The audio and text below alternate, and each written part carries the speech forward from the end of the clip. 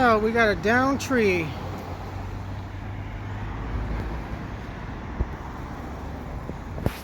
But it wasn't just the wind. They're already cut. And then I noticed this. Well, they all look to be pretty dead by the look of that center section of the tree. This is a pre-scored, if that would be the correct thing to say, right?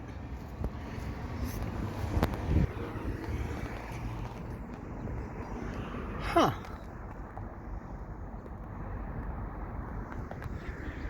Oh well. Folks, how you doing? Welcome back. It's Charlie. It is Saturday morning. January 22nd, I hope? Saturday 22nd. I don't know. 2022.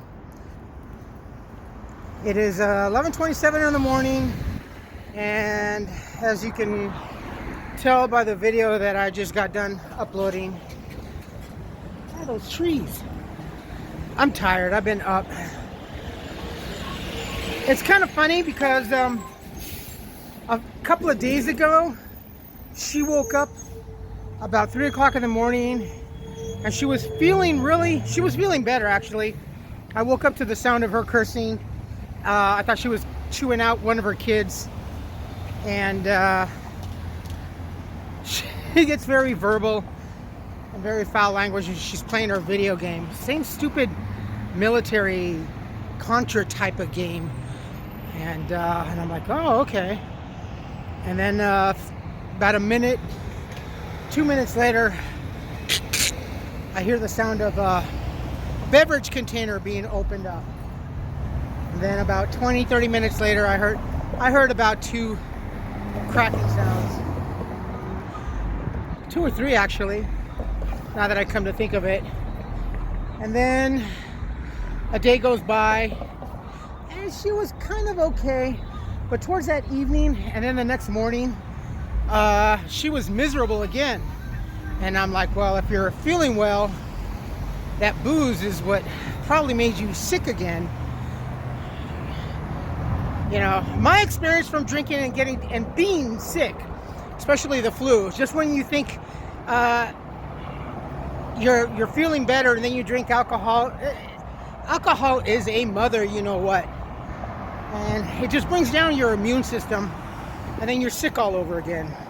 I think my best guess is that was what happened several days ago. Well, this morning, well, actually not this morning, around 9-10 p.m. or so, she was partying up. She was drinking, and then around, I don't know why, but and I went to bed. I had a drink. I had drunk 1 cup of Yogi sleep time tea, and then I drank the Celestial Time sleepy time tea. You want the little bear in his nightcap.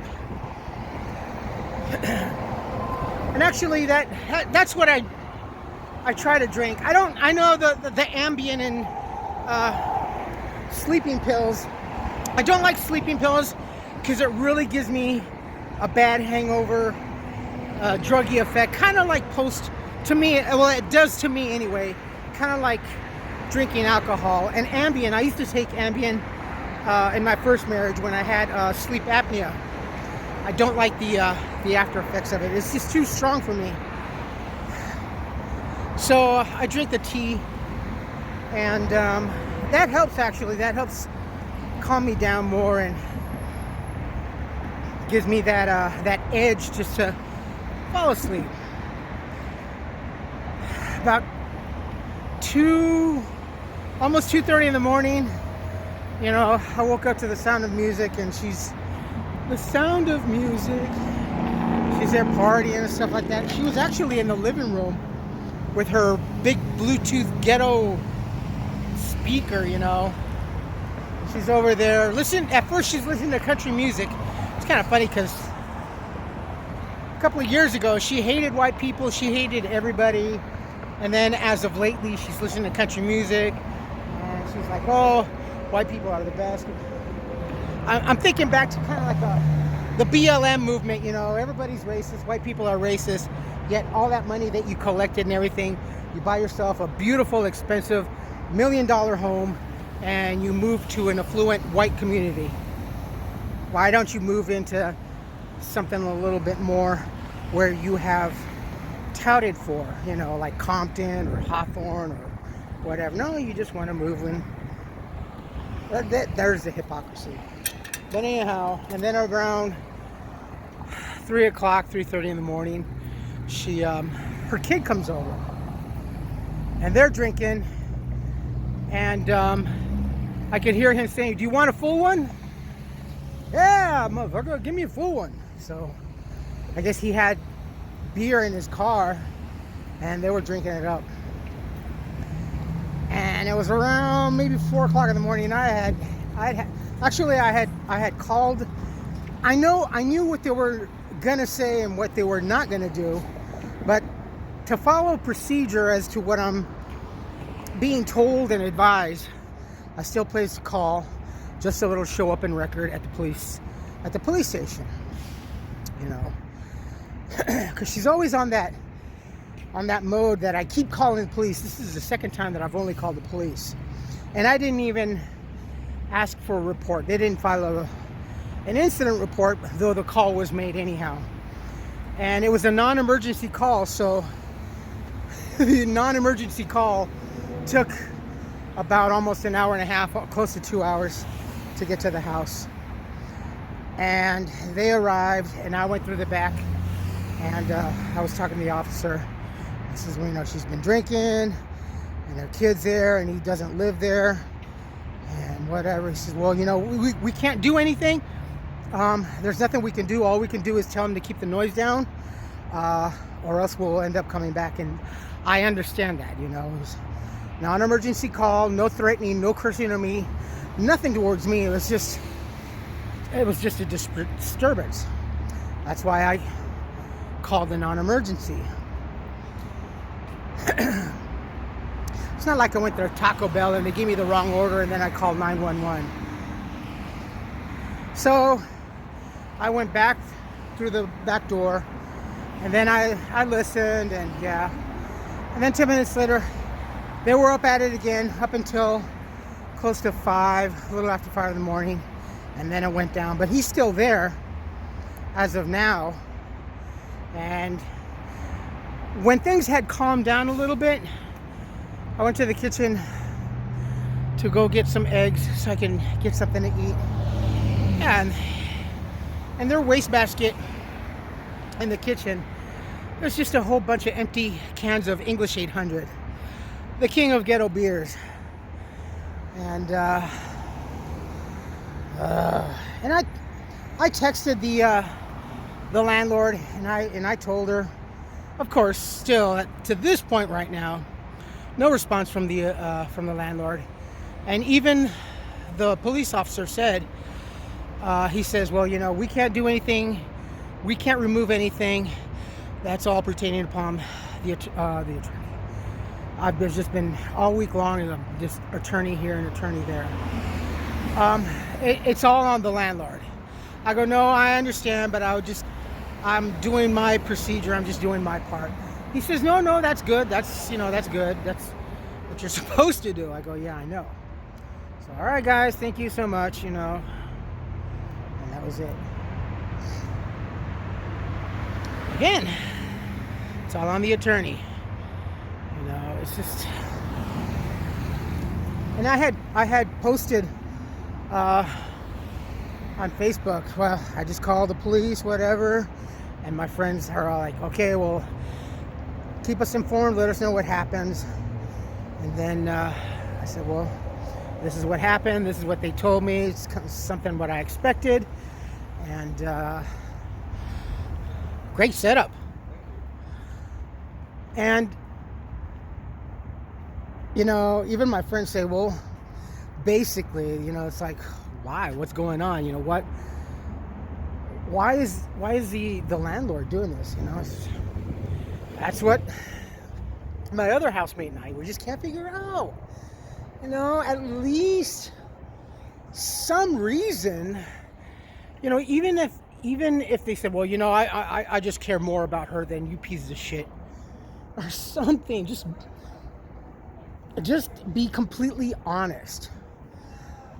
See, in this whole world of clarity and transparency and everything, from politicians to business folks and companies and Amazon and Musk and fucking all this, that they tout that they have clarity and all this. Again, I am one of very few YouTubers that have clarity with their own community. It's just this world of just not saying anything, keeping us in the dark until the last moment. I just don't understand. Oh, I envy you. Look at that camera. Holy cow. There's a wedding over here at St. Andrews. Oh, I miss my Pentax, actually. Simple film camera. But and then I came over to Starbucks. I haven't been asleep since 2:30 this morning. I've just been on coffee. I had planned, actually, and I had even posted it yesterday on my Facebook, that I was going to go to Venice Beach today. I think it looks like that we're going to have a week long of beautiful 70-something weather here. I know, go figure. I know some of you in the Midwest and back east and stuff like that, especially some of my friends that were here in California that moved back out there. Oh, those looks like those trees are slated to cut. They've been cutting a lot of trees, and they're not really dead or diseased. I just kind of know.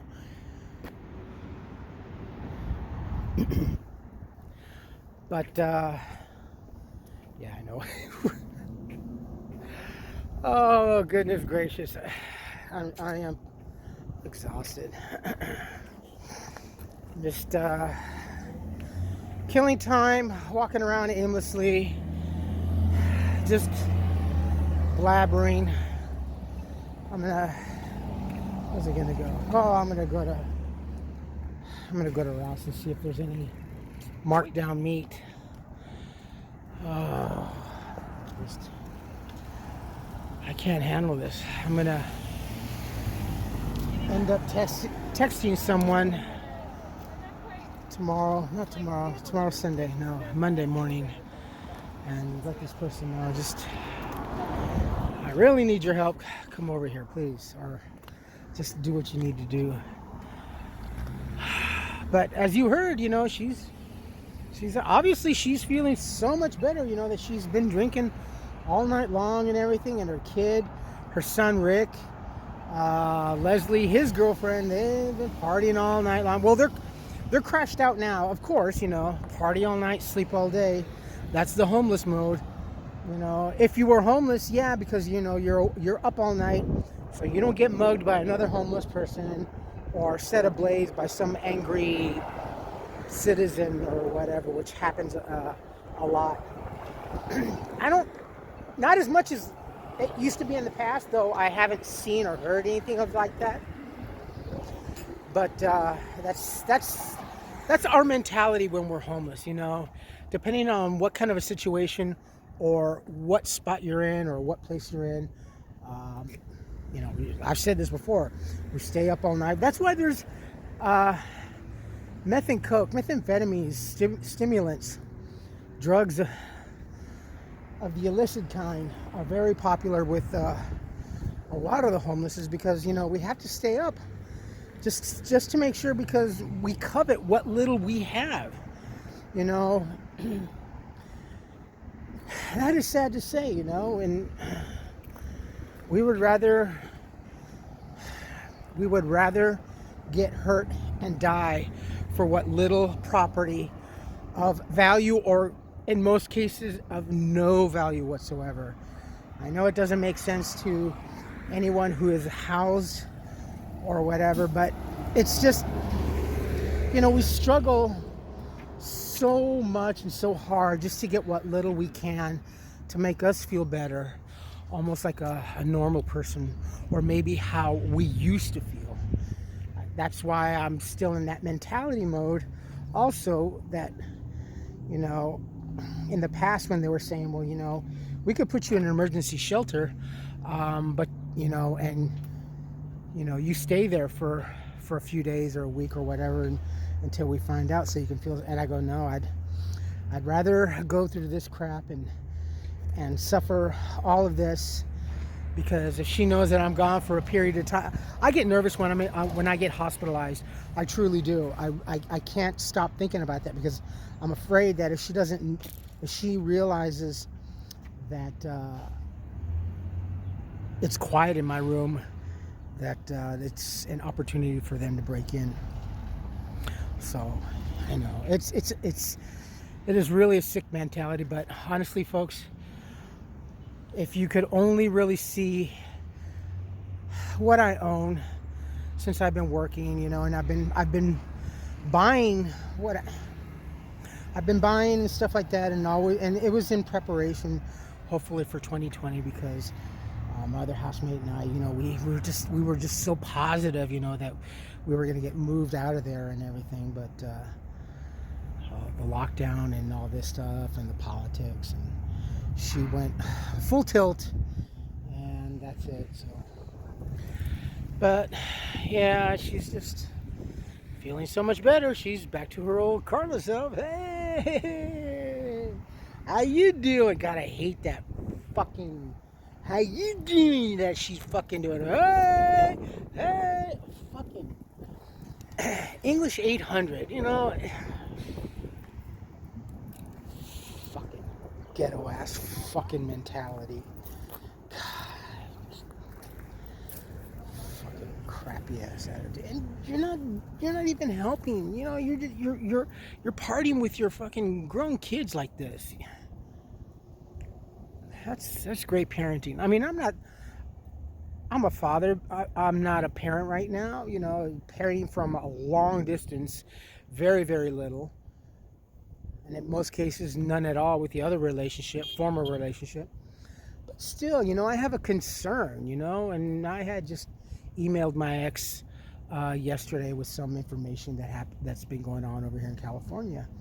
And she's like, well, you know, don't worry, blah, blah, blah. I go, I know, but I'm just concerned because when I see this crap over here, you know, I'm concerned that maybe where you are, they just might flip. Like some places flip, you know, and they just throw in the towel and that's it. So, and I know that I will be informed of anything that happens where she is and my daughter is. So I just want. So that way, you know, she and my daughter are prepared, just in case, just God forbid, if anything would all of a sudden just go total Jekyll and Hyde mode. So, boy, I'm glad she's not. None of them are out here. So, yeah, and yeah, no, I did see Vegas. And I'm glad. See, for me, it's a sign from God that. The relationship didn't work out and the job thing didn't work out. We didn't end up moving to Vegas, because had all this gone down, I would have lost my job, my health went sour, and we would have been stuck in Vegas. Who knows? We would have probably started drinking and been at each other's throats, yelling and stuff like that. And my teenage daughter had to go through all this shit again. And no, I'd rather be doing this. And me just doing that, let them be somewhere else and safe, and, you know, with the security and the peace of mind that, you know, my daughter's, you know, safe somewhere else in another state. So, all right, my friends, I'm gonna go get on the gold line, and I will post this probably tomorrow. A Shibu Inu.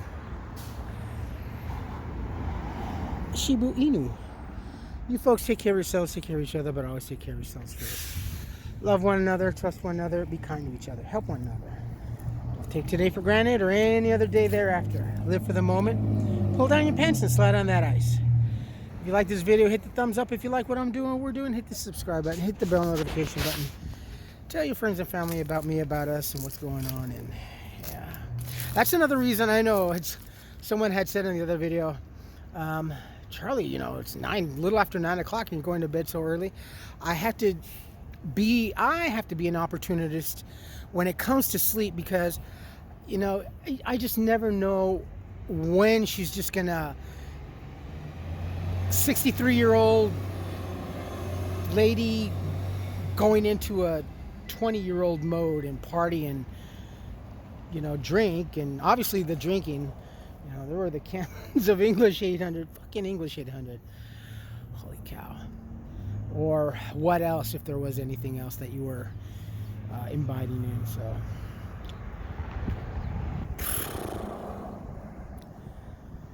yay, I continue to hold on.